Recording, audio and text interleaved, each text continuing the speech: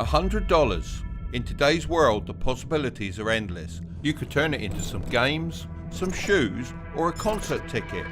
But have you ever thought about turning it into a cash machine that prints you money all year round? Well, that's what millions of people are apparently doing with Shopify Dropshipping, which is putting them on the path of becoming millionaires. This new disruptive method of business allows them to send products straight from the manufacturer to the customer without ever touching the product. Everything's done through the internet. But is it as easy as it seems? Today we're going to find out in this episode of The Secret World of Online Millionaires. Hi guys, it's Mark. In order to get to the truth, we need to talk to someone that's actually started from scratch and is now making thousands of dollars every week. And I couldn't think of anyone better than Sarah, who's only 19 years old. She already owns her own house and she's well on track to become a millionaire. Plus, her second name's Finance. Couldn't be better, eh? It's almost like she chose it. If you enjoy this type of video, then let me know by smashing that thumbs up button. Then I'll make more videos on this subject in the future. Hey Sarah. Hey Mark, how are you? I'm great, thanks. So I'm on a bit of a mission to find out whether $100 is enough to start drop shipping. So are you up for me to ask you a few questions to see whether we can come to a conclusion on that? Yes, 100%. I'm glad to answer. I know when I first heard about drop shipping, I just thought it was like a side hustle, like when I used to sell fish when I was younger, just to get a little bit of extra money on the side. Do you see it like this for most people, or do you think they could turn it into a full-time thing? So I honestly think this can be a full-time thing, but in the beginning, for sure, you want to start off as a side hustle because you do need to have another income stream. When I first started out, I wasn't actually making any money at all. Now, currently, it really depends. It ranges. So there's months where I could make anywhere from 30,000 in profits, anywhere from 40,000 in profits. But currently, I'd say it's around a little over 100,000 in revenue, but that is only about $30,000 a month in profit. You know, it's really great to hear you talking about profits and not just overall sales. So to hit these kind of numbers, did you have to buy any courses with these guys leaning on the old Lamborghinis and flashing the cash? So in the beginning, I didn't really do any courses. And then one time I did come upon someone that I thought I could trust. So I did take his course. And I'll be honest with you, that was probably one of the worst courses I ever took. It wasn't really helpful, and I did learn a lot more from YouTube. I actually think people are drawn to these courses because they want a little bit of support, and the failure rate for drop shipping is so high.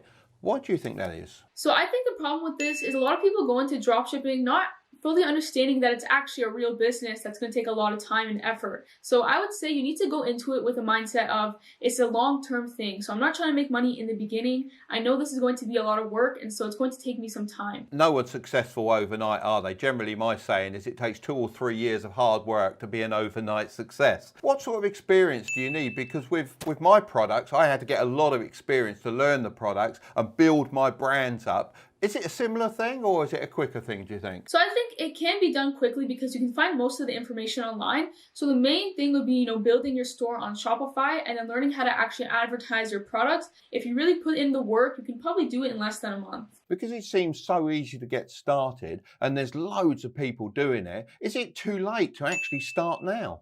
So people are always going to say dropshipping is dead, and usually the people who say that are the ones who tried it and weren't successful. But I'll be honest, e-commerce is a growing industry. It's only going to get bigger, and so I actually completely disagree with people saying that it doesn't work now. I think it works now more than it used to work before because everyone's on the internet. So definitely you can still make it work. You just have to be patient. I always say skills pay the bills. So what sort of skill set do you have that helps to make you as successful as you are? So I would say the number one thing, honestly, is to be tech savvy, which a lot of people in our generation are. That's the first thing. Second thing I'd say is obviously you need to know a little bit of marketing, but that's actually something you can learn fairly quickly if you just want to basically learn how to run Facebook ads. I'd say that's the most important aspect of the business. I think one of the biggest issues is reaching your customer base. I know when I started, I used to have to advertise in the phone book. It was called the Yellow Pages. I doubt if you have even heard of that now, to be honest with you. But how do you reach your customer base nowadays? So I would say, honestly, so you can do Facebook ads for sure, right? But the problem with Facebook ads is it's a little bit pricey. So if you want to go the free route, I highly recommend TikTok. So what I would do personally with TikTok and what I actually do today is, of course, have your products with you, but you want to kind of make it as if you own the products, so you're packaging them yourself. So kind of having those kind of packaging supplies, I would just try to basically show videos of you packaging products, saying this product is for this customer. those types of videos do really well on TikTok. Well, I'm a big fan of TikTok, as you probably know, and I go on there and I play all sorts of different characters. My favourite one has to be Janice. But I'm a lady! So seeing as you're so successful, what are your top tips for finding that ultimate product? Honestly, when you find that product, usually it depends, right? Because there's days where I can actually just find a winning product while I'm just browsing, and it just happens to me so luckily, but there is times where I also take over a month to actually find that one product. And my personal technique for finding a product, honestly, is if I do see a little bit of competition, I know that that product is in demand, but it's really just kind of putting a twist on it and kind of rebranding it. So advertising it in a different way, if that makes sense. You know, obviously the products you're buying them in, you're not necessarily manufacturing them. So those same products might be available on Amazon. Why would they buy them from a drop shipper over and above, say, Amazon, for example, which are going to go, well, we're going to deliver it nice and fast to you on Prime? So definitely with dropshipping, what you need to do with the product specifically is you want to sell a product that looks very unique, a product that maybe that person just came on and they've never seen it before. And so when they first see it, their instinct is just to buy it from your store because they don't think that they're going to go be able to get it off Amazon.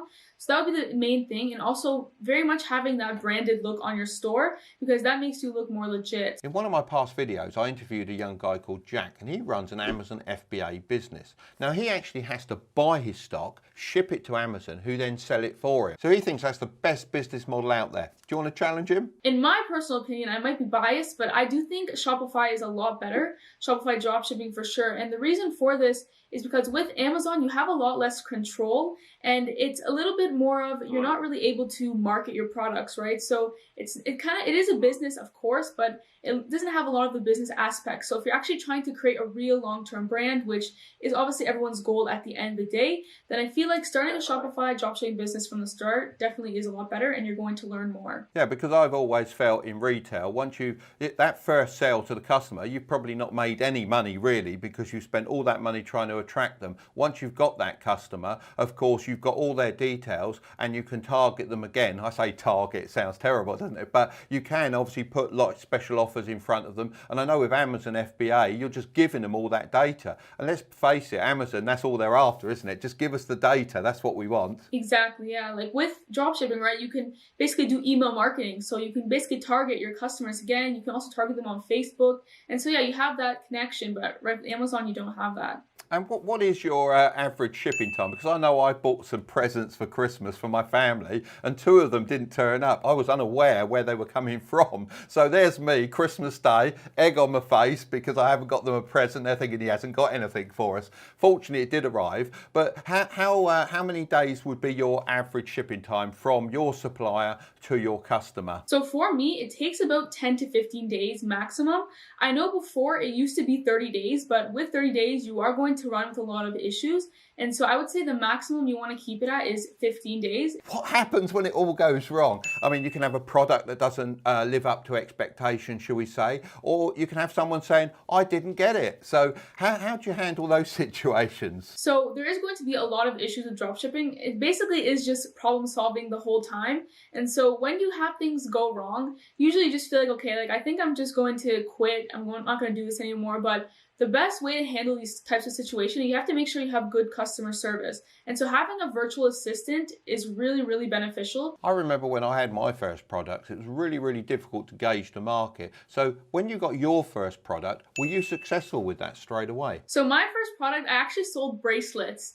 And I'll be honest with you, selling bracelets probably was a big mistake because that's a product that you can find everywhere, right? And so as a beginner, that's kind of like your first instinct to sell something you're comfortable with, but that definitely did not work out for me. So I would say a product that really sells well is something that's actually going to solve some kind of problem because there's going to be people already searching for that product. And so if you can just get it in front of their face, that's basically a product that will end up doing really well for you. I mean, I'm in retail, a nice walk-in shop. I've had several. I'm always surprised by what can be the biggest seller. I mean, this year, for example, we had Millennium Falcons in Lego. Could not get enough of them. I think it's something to do with the Mandalorian being out. So what's the product that has surprised you the most that you've been selling or have sold in the past? So at one point, actually one of my first successful stores, I started to sell basically like pet products. So I started off by selling selling like dog water bottles and also this little like bag that carries the dog on your shoulder.